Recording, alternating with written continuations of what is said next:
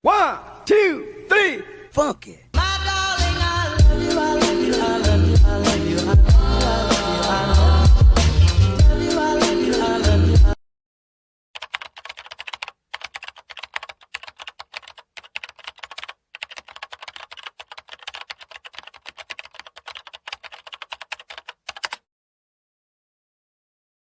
Biografi Ibnu Rushd. Abu Al-Walid Muhammad Ibnu Muhammad Ibnu Rushd atau biasa sering dikenal dengan Ibnu Rushd lahir di Cordova tahun 520 Hijriah atau 1126 Masehi. Beliau lahir sekitar 15 tahun setelah wafatnya Al-Ghazali. Keluarganya mempunyai kedudukan yang tinggi di mata masyarakat Andalusia dan bahkan umumnya terdiri dari orang-orang besar yang terkenal di dalam dunia pengetahuan. Pada tahun 565 Hijriah, beliau diangkat menjadi hakim di Sevilla dan Cordova karena prestasinya luar biasa dalam ilmu hukum, dan pada tahun 1173 dipromosikan menjadi ketua Mahkamah Agung Qadi Al-Qudat di Cordova, dan beliau juga menguasai berbagai disiplin ilmu seperti hukum, filsafat, kedokteran, astronomi, sastra, dan Arab lainnya. Di dunia Islam, filsafat Ibnu Rushd tidak berpengaruh besar, oleh sebab itu namanya tidak seharum nama Al-Ghazali, karena isi filsafatnya dianggap sangat bertentangan dengan pelajaran agama Islam pada umumnya. Ibnu Rushd dianggap orang zindi. Meskipun demikian, ada beberapa karya tulis Ibnu Rushd yang bisa kita jumpai. Yang pertama yaitu Faslu al-Maqal fil Mabaina al-Hikmah wa al-Syariah minal Itsal, yaitu tentang kolerasi antar agama dan filsafat. Al-Kasyafan Manahij al-Adilat fil Aqaid al-Milad, yaitu buku yang dimasukkan untuk menunjukkan adanya penyesuaian antara filsafat dan syariat. Yang ketiga, Tahafut al-Tahafut, yaitu berisikan kritikan terhadap karya Al-Ghazali yang berjudul Tahaful al-Falasifah. Yang keempat, Bidayah al-Mujtahi wa Nihaya al-Muqtasi, yaitu berisi perbandingan aliran-aliran dalam bidang fikih. Yang selanjutnya yaitu metode pembuktian kebenaran Ibnu Rushd. Menurut Al-Wisibab, ada dua bentuk pendekatan yang dilakukan oleh Ibnu Rushd. Yang pertama yaitu dimulai dengan hasil penelitian filsafat, kemudian berakhir dengan menguraikan apa yang dijelaskan oleh agama. Cara seperti ini bisa kita jumpai dalam bukunya yang berjudul Faslu al-Maqal, yaitu Ibnu Rushd mengajukan pertanyaan tentang hukum mempelajari filsafat menurut agama, apakah dibolehkan, dilarang, atau bahkan diperintah, perintah wajib ataupun perintah anjuran. Yang kedua yaitu dengan menjabarkan ajaran agama, kemudian beranjak dengan rekonsiliasi dari hasil penilaian filsafat terhadap alam raya. Cara ini biasanya sering ditemukan dalam buku yang berjudul Al-Kasyafan al-Manahij al-Adilat fil Aqaid al-Milad, yaitu pada dasarnya sama, pembuktian terhadap paralelisme antara kebenaran filsafat dan kebenaran agama. Pendekatan pertama dengan sudut penelitian akal, sedangkan pendekatan yang kedua dari sudut nas agama.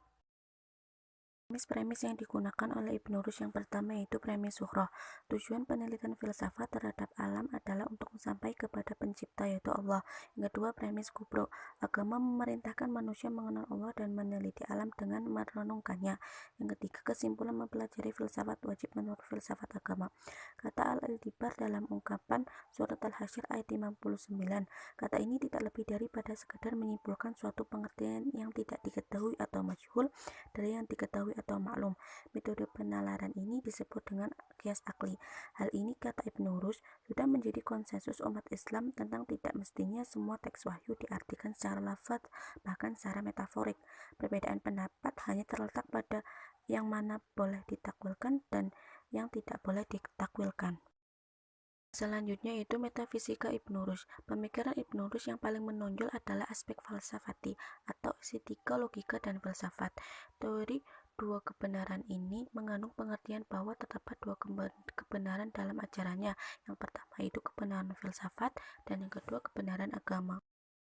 Nilai filsafat dan logika itu sangat penting, khususnya dalam mentakwilkan dan menafsirkan Al-Quran sebagai kitab teks yang selalu membutuhkan artikulasi makna dan perlu interpretasi kontekstual.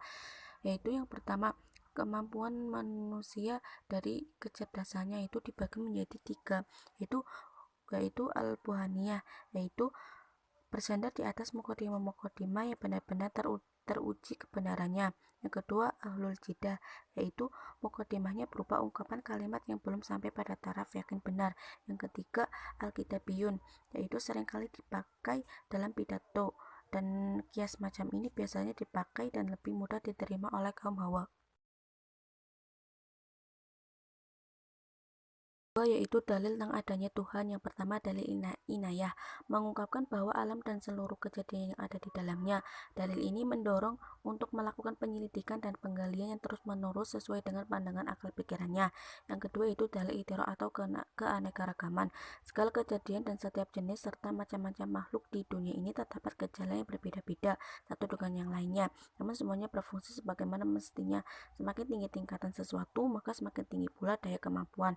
Yang ketiga itu dalil muharik, yaitu dipandang sebagai penyebab pertama adanya gerak, baik itu gerak perubahan maupun gerak penciptaan. Menurut Ibnu Rushd, alam ini bergerak secara teratur, terus-menerus, dan sesuatu yang gerak abadi. Akan ini menunjukkan adanya penggerak, sebab satu hal yang mustahil bahwa sesuatu bergerak dengan sendirinya. Tiga yaitu tentang kebebasan manusia dan takdir Tuhan. Manusia mempunyai kebebasan dalam berbuat dan mampu pula menciptakan perbuatannya.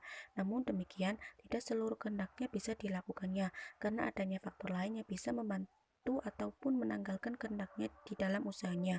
Faktor lain ini merupakan kehendak Tuhan yang dituangkan dalam bentuk undang-undang alam, yaitu sunatullah yang merupakan hukum sebab musabab atau kausalitas yang berlaku terus-menerus tanpa henti, baik terhadap manusia maupun terhadap alam semesta. Pemikiran dan kritik Ibnu Rushd terhadap Al-Ghazali, yaitu dalam bukunya yang berjudul Tahafut Al-Falasifah, yaitu dengan pikiran-pikiran softis dengan kata-katanya yang tidak sampai kepada tingkat keyakinan serta tidak mencerminkan hasil pemahamannya terhadap filsafat itu sendiri.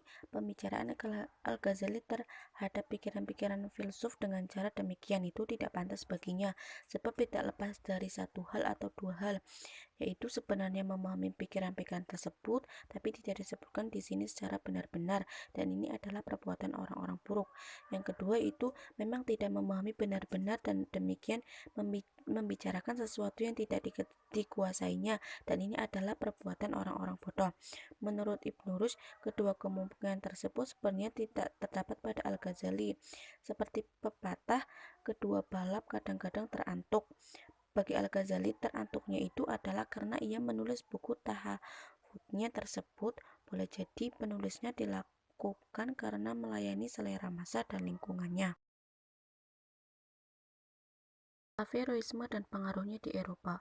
Pokok pikiran Ibnu Rushd yang paling istimewa adalah menghubungkan antara agama, wahyu, dan filsafat, itu akal. Dengan pandangan-pandangan filosofnya, Ibnu Rushd sangat menekankan kebebasan berpikir dan superioritas akal, yang menandakan supremasi Ibnu Rushd di bidang filsafat, sehingga pemikiran filosofnya berkembang luas di Eropa yang mencerminkan ekspresi dari revolusi akal dalam dunia filsafat. Tapi yang berbeda dengan Islam, agama Kristen dan semua ajarannya yang bersifat dogmatis, sehingga ajarannya tidak bisa disandingkan dengan filsafat. Ketika Averroisme mengembangkan pemikiran nasional Ibnu Rushd di Eropa, di mana antara agama dan filsafat dapat direkonsiliasikan, pada mulanya mendapat kesulitan. Pemikiran filsafat yang dikembangkan Ibnu Rushd dalam Islam adalah suatu kebenaran. Kebenaran yang dibawa oleh agama tidak akan bertentangan dengan kebenaran yang dibawa filsafat. Penerimaan pemikiran Ibnu Rushd di Eropa terbagi kepada dua kelompok, yaitu kelompok yang menentang pemikiran-pemikiran Ibnu Rushd, dalam ini adalah kelompok gereja, sementara golongan yang mendukung pemikiran Ibnu Rushd dipelopori oleh para ilmuwan. Pertentangan antara kedua kelompok tersebut tampak dari tuduhan kelompok pertama terhadap kelompok kedua sebagai kelompok ateis. Nah, dengan demikian, kebenaran ganda atau double truth, kebenaran yang dibawa agama adalah benar dan kebenaran di bawah filsafat juga benar, yang dikembangkan oleh Averroisme bukanlah berasal dari Rushd. Kebenaran tersebut merupakan penyimpangan dari pemikiran asli Ibnu Rushd. Penyimpangan yang lebih ekstrem dari Averroisme menurut Harun Nasution itu adalah pendapat mereka yang mengatakan bahwa filsafat mengandung kebenaran, sedangkan agama membawa hal yang tidak benar. Tuduhan pemuka Kristen Ibnu Rushd adalah seorang ateis itu tidak tepat dan salah alamat yang semestinya dilontarkan kepada Averroisme.